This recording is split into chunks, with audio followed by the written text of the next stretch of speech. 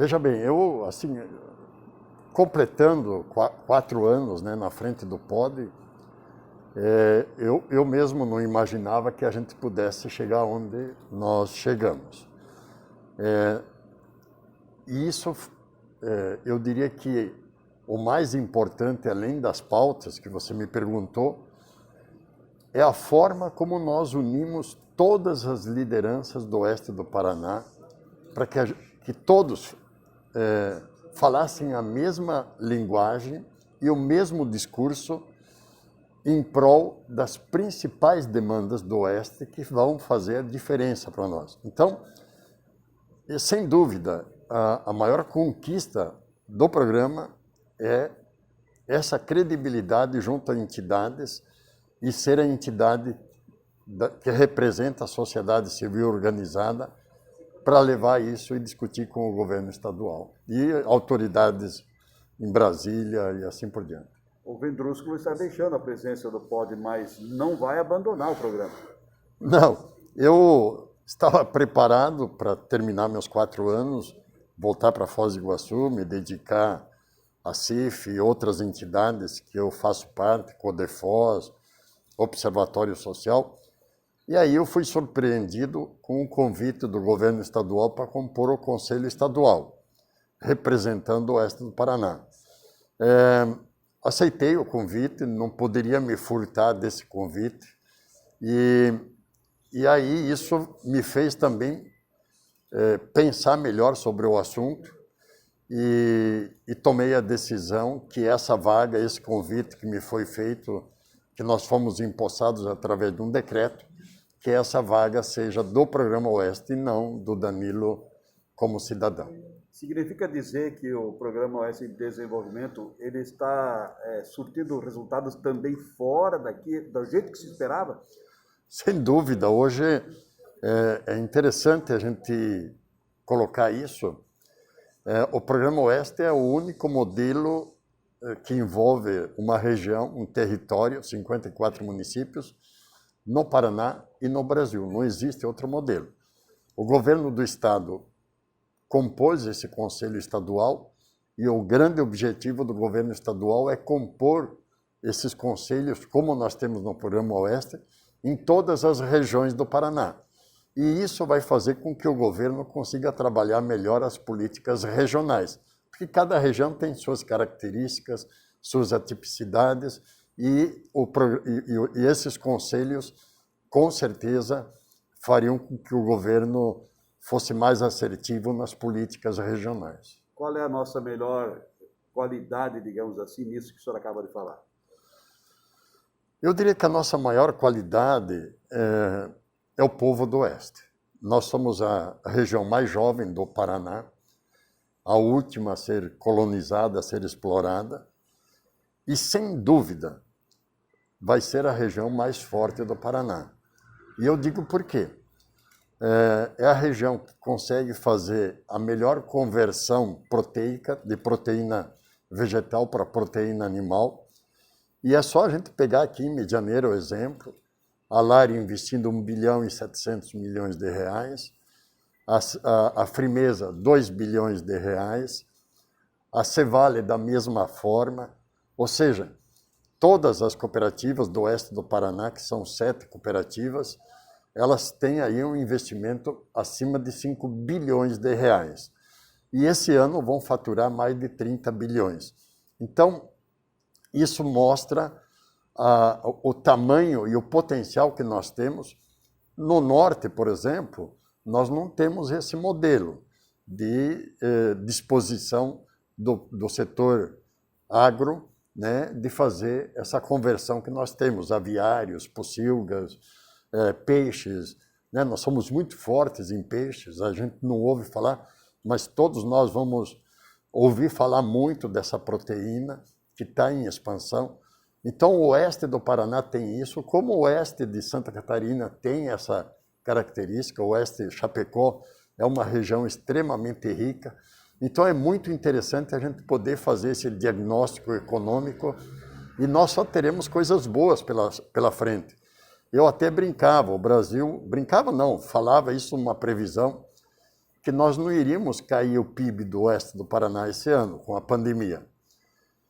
E aí, logo depois de um mês, a gente falava, não, nós vamos crescer 5%, porque o dólar subiu, o preço da saca de soja subiu, o preço do suíno, do frango, né? Então a gente começou a falar em 5%. E hoje já se fala em torno de 10% o crescimento do oeste do Paraná. Então é uma coisa que ninguém imaginava isso, e isso é o oeste, a força que nós temos. E com tudo isso, o oeste é bem representado politicamente? Infelizmente, não. Hoje nós temos a menor bancada de todos os tempos, né, do oeste do Paraná, estadual, tanto estadual como federal.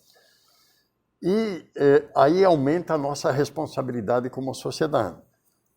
Acredito que as próprias cooperativas, as grandes empresas, Itaipu, enfim, nós temos uma Itaipu que tem um poder muito grande, e isso fez com que a sociedade se organizasse, e o Programa Oeste hoje ele tem portas abertas em Curitiba, Brasília, com todos os ministros, com todos os secretários de Estado, e é tão gostoso você chegar e você ver as portas se abrirem quando você chega, porque a gente vai numa missão de voluntariado, e quando a gente chega na frente de um governador, de um secretário, e você fala em nome da sociedade do oeste do Paraná, você fala em nome das cooperativas, porque eles me deram essa prerrogativa, eu posso usar o nome de todas as cooperativas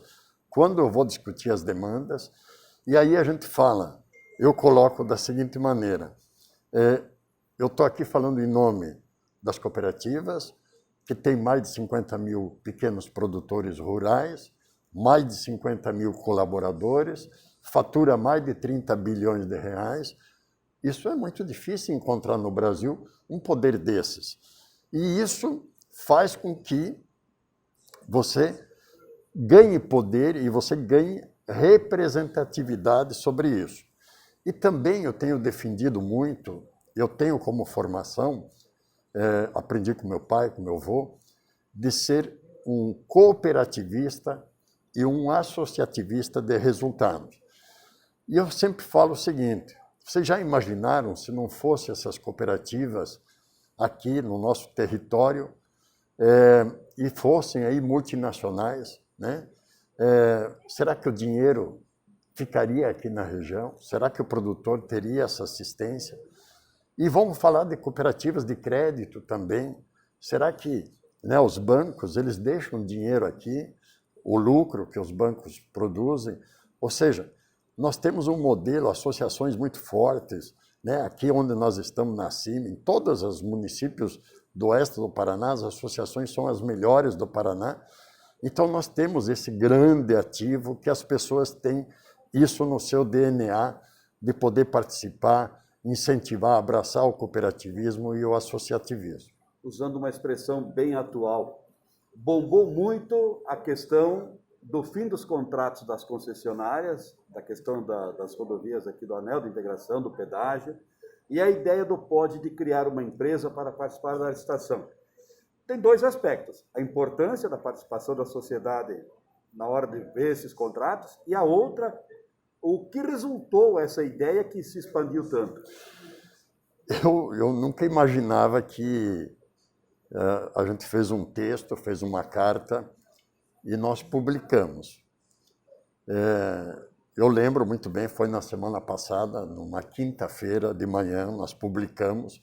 Eu fiz a última revisão do texto e naquele dia, na quinta e na sexta, eu não consegui trabalhar, porque era repórter de tudo que era canto, do Paraná, não só do oeste, do sudoeste, da capital, do norte, perguntando sobre isso.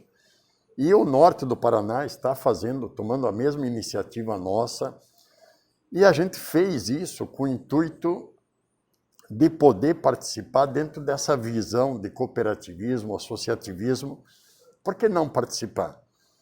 Sem dúvida, é um processo não muito fácil, né? E nós temos a intenção de participar do lote 4, que sai de Foz do Iguaçu, vai até Guarapuava. É o único trecho que é 100% pedagiado, que tem as praças de pedágio. Só para a gente fazer os estudos, para que a gente possa participar da licitação, isso gira em torno de 2,5 milhões de investimento, né? Por exemplo, para você fazer um estudo técnico do que precisa ser feito, qual que é o grande desafio? É a Serra da Boa Esperança, próximo de Guarapuava. Ali você tem um trecho que você tem que fazer viadutos, túneis, enfim, é uma obra bastante complicada. Para você poder participar desse processo, você tem que ter uma consultoria, empresas que têm experiência nesse tipo de atividade, e ela cobra R$ 4,00 por metro linear. Isso só esse estudo dá em torno de R$ 2 milhões. E o que nós estamos fazendo é mostrando para a sociedade, para as cooperativas, principalmente onde tem o maior poder econômico, que isso será um investimento, mesmo que a gente não ganhe, né? Porque nós não temos a pretensão de entrar e querer ganhar o certame licitatório. Mas, pelo menos, nós estaremos na mesa e saberemos exatamente qual seria o valor justo do pedágio, coisa que nós não tivemos nos últimos 25 anos. Bom, sai o Danilo da presidência do POD, já está definido o nome do próximo presidente? Olha, nós temos 3 membros da mesa diretora.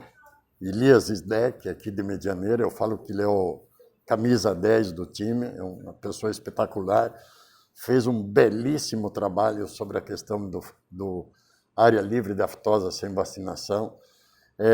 O Elias continua, isso é uma vitória, isso é um espetacular, ele não podia continuar, até porque a Frimeza vai fazer os investimentos lá em Assis, mas aí os presidentes, todos os presidentes que fazem parte do Conselho da Frimeza, pediram para ele ficar mais 2 anos. Olha a importância desse programa.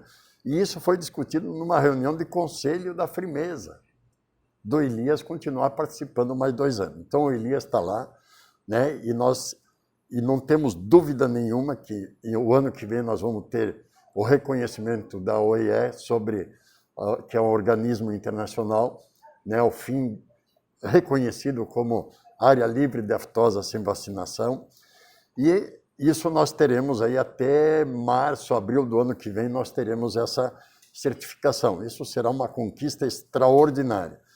A outra pessoa é o presidente atual da Cassiopar, que é o Alci Rota, de Cascavel, e o Rainer Zelasco, que já foi presidente da FACIAP e tem uma vida, né, uma experiência muito, muito grande no associativismo, no cooperativismo, e o Rainer deve assumir o meu lugar para dar continuidade nesse trabalho. Mas eu continuo, eu volto para a Câmara Técnica de Infraestrutura e Logística, nós vamos criar um grupo forte para a gente levantar todas as demandas do Oeste nessa área, para que a gente possa, tanto o governo estadual como o federal, a gente defender as obras de infraestrutura para o Oeste do Paraná.